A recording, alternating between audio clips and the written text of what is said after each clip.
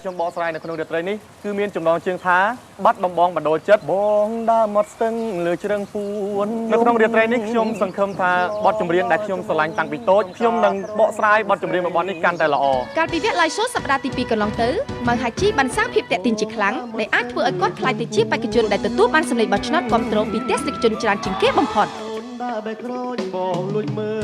សម្រាប់វគ្គ live show សប្តាហ៍ទី 3 នេះម៉ៅហាជីបានប្រឹងប្រែងហាត់សមជាមួយនឹងបទចម្រៀងមនុស្សចេតនាមរតកដើមដែលតាក់ទងទៅនឹងស្រុកកំណើតរបស់ខ្លួនខ្ញុំបាទនឹងសង្ឃឹមថាពុកម៉ែបងប្អូនត្រូវតែបន្តការផ្ញើសារគាំទ្រមកលើរូបខ្ញុំដើម្បីឲ្យខ្ញុំឆ្លងផុតទៅវគ្គបន្តទៀតនៅក្នុងសប្តាហ៍ទី4 Cambodian Idol វគ្គ live show សប្តាហ៍ទី3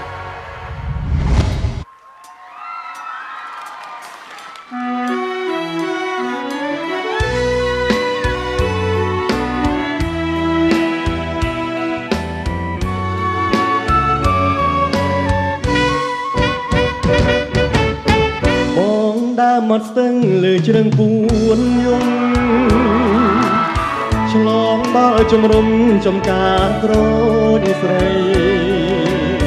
មលិញរួតប្រឹងរីកទទួលកវ័យខ្លាញ់តែរូបស្រីមិនឃើញធាក់ត្រាអូនដើរបេះក្រូចបងលួចមើលលំ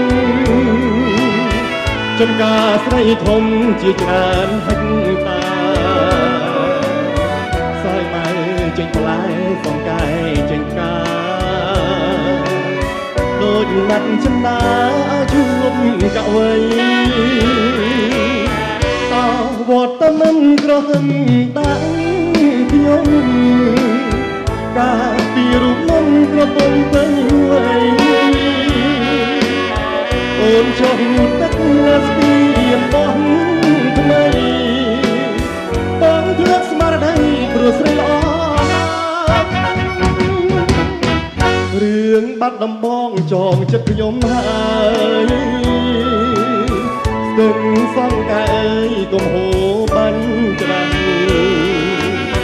សូមលោកមេបាមិញមានក្មេងចាស់ជួយប្រណីផ្លាំងដល់កវ័យផង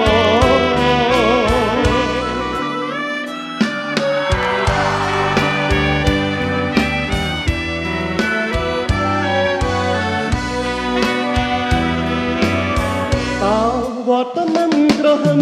ដាក់ខ្ញុំ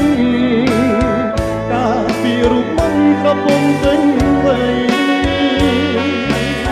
អូនចុះមុតទឹកលើស្ពានបោះថ្មីស្មារតីព្រោះស្រីល្អណាស់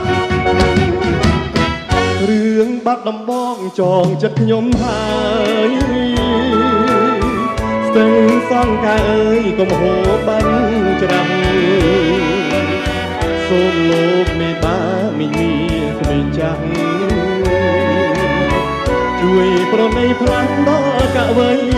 ផងអូហូ